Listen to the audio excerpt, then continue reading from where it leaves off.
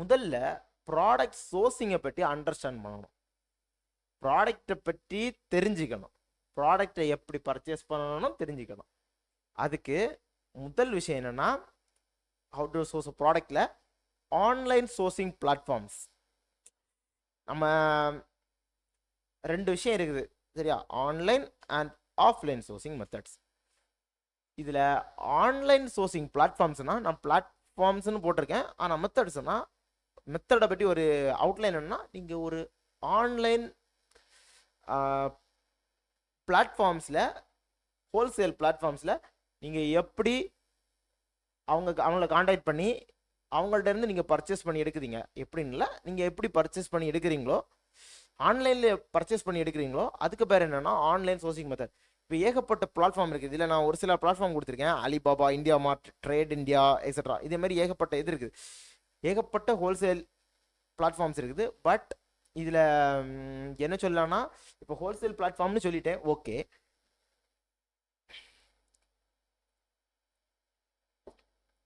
ஆனால் இந்த ஹோல்சேல் பிளாட்ஃபார்ம்லேயும் ஒரு பிளாட்ஃபார்ம் கூட போயிட்டீங்கன்னு வச்சுக்கோங்க. எக்ஸாம்பிள், இந்தியா மார்ட்டுக்குள்ளே போயிட்டீங்க. இந்தியா மார்ட்டுக்குள்ளே போனீங்கன்னா ஒரே மாதிரி ப்ராடக்ட்டு ஏகப்பட்ட வித்தியாசமான ரேட்டில் இருக்கும்.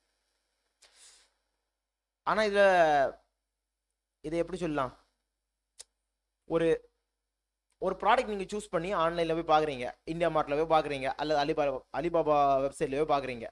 பார்த்தா இப்போ அலிபாபாலாம் ரொம்ப குவான்டிட்டி வந்து கொஞ்சம் கூடுதல் எடுக்க சொல்லுவாங்கன்னு நினைக்கிறேன். பட் இந்தியா மார்ட்டில் எல்லாம் கம்மியான குவான்டிட்டியை உங்களால் எடுக்க முடியும். ஆனால் நீங்கள் பேசுகிற பொறுத்து தான் இருக்குது.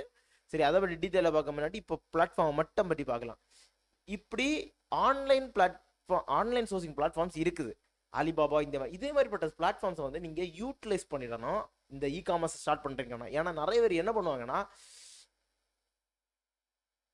ஓகே நமக்கு ஒரு பக்கத்தில் ஒரு இடம் கிடச்சிட்டு அந்த ஆள்கிட்டேருந்து மட்டும் நம்ம வாங்குகிறோம், சரி அதுலேயே நம்ம வச்சு காலத்தை கழிச்சிடலாம் அந்த மாதிரி நினச்சி ஒரு திங்கிங்கில் போய் வாங்க ஆரம்பிப்பாங்க. அப்படி வாங்கும்போது ஓகே நீங்கள் வாங்குறீங்க, பக்கத்துலேருந்து வாங்குறீங்க.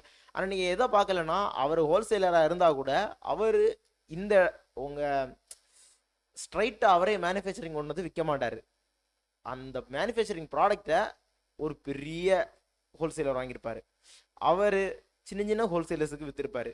அந்த ஹோல்சேலர்ஸ் வேற ஹோல்சேலர்ஸ் விற்றுருப்பாங்க. நீங்கள் அவங்கள்ட்ட போய் வாங்குறீங்கன்னு வச்சுருங்க.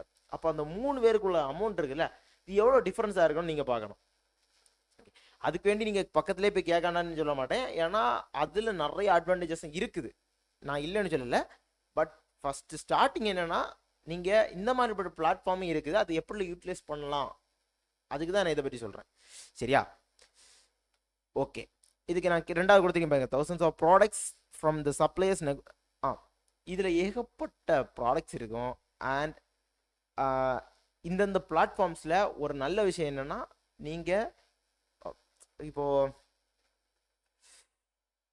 ஒரு ரீட்டைல் பிளாட்ஃபார்ம் அமேசான், மீஷோலாம் இருக்குல்ல, இதில் எல்லாம் நீங்கள் என்ன பண்ண முடியாதுன்னா, பேரம் பேச முடியாது. அவன் என்ன அமௌண்ட் போட்டிருக்கானோ அது நீங்கள் பர்ச்சேஸ் பண்ண போகிறீங்க. அது கம்மியாக வர நேரம் நீங்கள் பர்ச்சேஸ் பண்ணால் அது உங்களுக்கு லாபம். அப்படி இல்லை அவன் கூடுதலாக போட்டிருக்க நேரம் நீங்கள் பர்ச்சேஸ் பண்ணீங்கன்னா அது உங்களுக்கு கையிலேருந்து அமௌண்ட் நிறைய போகுதுன்னு வச்சுருங்க. ஓகே, அதெல்லாம் ஒரு பக்கம் இருக்கட்டும். இப்போ சிம்பிளாக சொல்ல போனால்,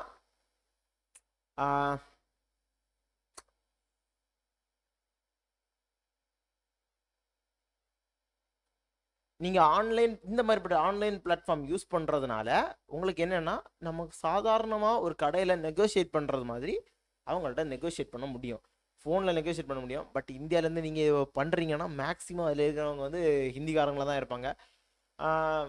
ஹிந்தி தெரிஞ்சிருந்தால் உங்களுக்கு ஈஸி, இல்லைன்னா அவங்கள்ட்ட பேசுகிறது கொஞ்சம் கஷ்டமாக இருக்கும். பட் ஸ்டில் நீங்கள் அவங்கள்ட்ட நிறைய பேர் இங்கிலீஷ் பேசுவாங்க. ஸோ அவங்கள்ட்ட நீங்கள் அழகாக மெயின்டைன் பண்ணி பேசலாம், பிரச்சனை கிடையாது. ஆனால் யூட்டிலைஸ் பண்ண படிச்சிடுங்க. இப்போவுமே நீங்கள் யூட்டிலைஸ் பண்ண படிச்சிட்டிங்கன்னா ரொம்ப ஈஸியாக இருக்கும், ரொம்ப யூஸ்ஃபுல்லாக இருக்கும். சரியா, ஓகே. நெக்ஸ்ட் என்னன்னா, manufacturers and wholesalers around the area. நீங்கள் ஆஃப்லைன் சோர்சிங் மெத்தடை கண்டிப்பாக பண்ணணும். ஆன்லைன் பற்றி சொன்னேன், ஓகே தான். பட் முதல்ல நீங்கள் என்னென்னா, ஆன்லைன் பிளாட்ஃபார்முக்கு டக்குன்னு மூவ் ஆகி போகாதுங்க. முதல்ல ஆஃப்லைன் சோர்சிங் மெத்தடை யூஸ் பண்ணுங்க. உங்கள் பக்கத்தில் இருக்கிற மேனுஃபேக்சர்ஸ் எல்லாமே பாருங்கள். நீங்கள் வெளியில் இறங்கி மேனுஃபேக்சர்ஸை பார்க்க ஆரம்பிக்கலைன்னா உங்களால் என்ன பண்ண முடியாதுன்னா கம்யூனிகேஷன் ஸ்கில்லையும் வளர்த்துக்க முடியாது, பேரம் பேச தெரியவும் செய்யாது. நீங்கள் ஒரு ஆள்கிட்ட போய் ஒரு பிஸ்னஸ் பண்ணணும்னு நீங்கள் முடிவு எடுத்தீங்கன்னா ஒரு 4 பேர்கிட்டவே பேச தெரிஞ்சுக்கணும். அது பேச தெரியாது முக்கியமான விஷயம் என்னன்னா ஒரு 4 பேர்கிட்டவே பேசணும். பேசினா மட்டும் தான் நீங்கள் உங்களால் திரும்ப திரும்ப பேச முடியும். திரும்ப திரும்ப நீங்கள் பேசி பார்க்கும்போது தான் ஒரு ஆள்கிட்ட எப்படி பேசினா அவங்க எந்த மாதிரி ஒத்துப்பாங்க, எந்த மாதிரிப்பட்ட மெத்தடில் நீங்கள் வந்து ஒரு ஆள்கிட்ட கம்யூனிகேட் பண்ணும்போது அவங்கள்ட்ட இருந்து நம்ம ஒரு நல்ல செயல் எடுக்க முடியும். இந்த மாதிரிப்பட்ட விஷயங்களை நீங்கள் கற்றுக்கணும்னா நீங்கள் கண்டிப்பாக என்ன பண்ணணும், ஒரு வெளியில் போய் பேச படிக்கணும். சரியா? ஓகே, இந்த மாதிரிப்பட்ட விஷயங்களை பற்றி நம்ம பேசிகிட்டு இருக்கும்போது உங்களுக்கு ஏதாவது எக்ஸ்ட்ராவை ஆட் பண்ணி ஏதாவது பேசணும்னா நீங்கள் லைவ் சாட் கீழே இருக்குல்ல, அதில் நீங்கள் கமெண்ட் பண்ணுங்கள். நம்ம வந்து வீடியோ நடந்துட்டு இருக்கும்போதே நம்ம அதை பற்றி டிஸ்கஸ் பண்ணலாம். சரியா? ஓகே, ஃபர்தராக பார்ப்போம்.